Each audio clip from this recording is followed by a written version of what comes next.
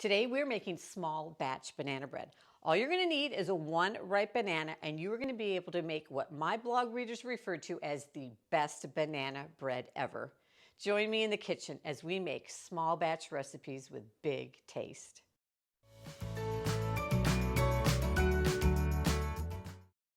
So today's banana bread recipe has been in our family for over 40 years, and it's the only banana bread I make. I'm going to link to the full batch version down below, but today we are making it in small batch form.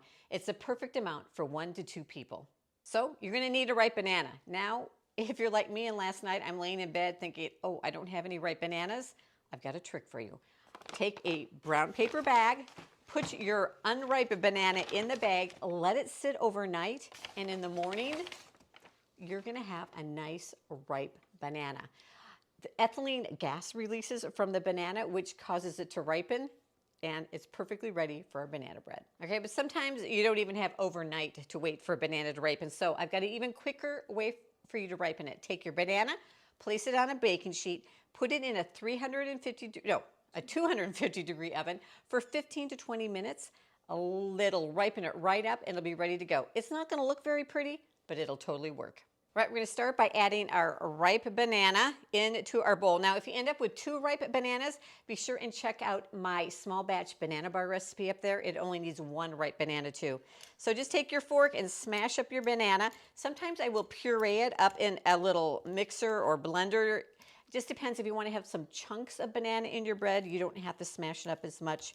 Or if you just want it not any chunks, make sure you puree it up a little bit more. All right, so we're going to add in first our sugar, and we're going to add in 1/3 cup of sugar. We're going to add 2 tablespoons of canola oil. You could also use vegetable oil, just a mild flavored oil. And then 1 egg yolk, not the whole egg, just the yolk.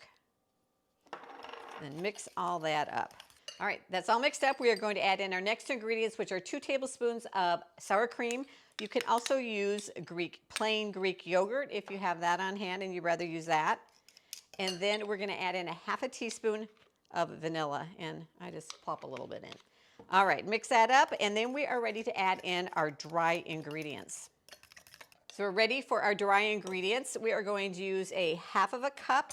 I like to scoop and then scrape on my flour, and 2 tablespoons of, so 1/2 cup and 2 tablespoons of all-purpose flour.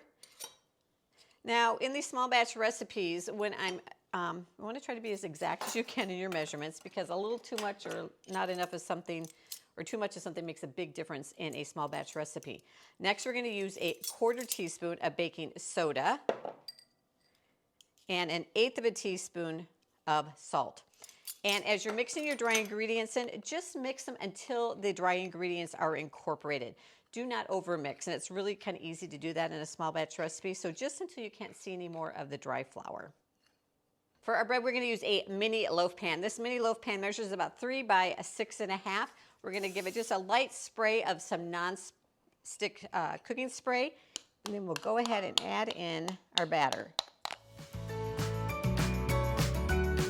Make sure, use a spatula, make sure you get it all out. You want every little bit of that batter. Then we are going to put it into a 350 degree oven for about 35 minutes, or until we're going to have a toothpick come out clean.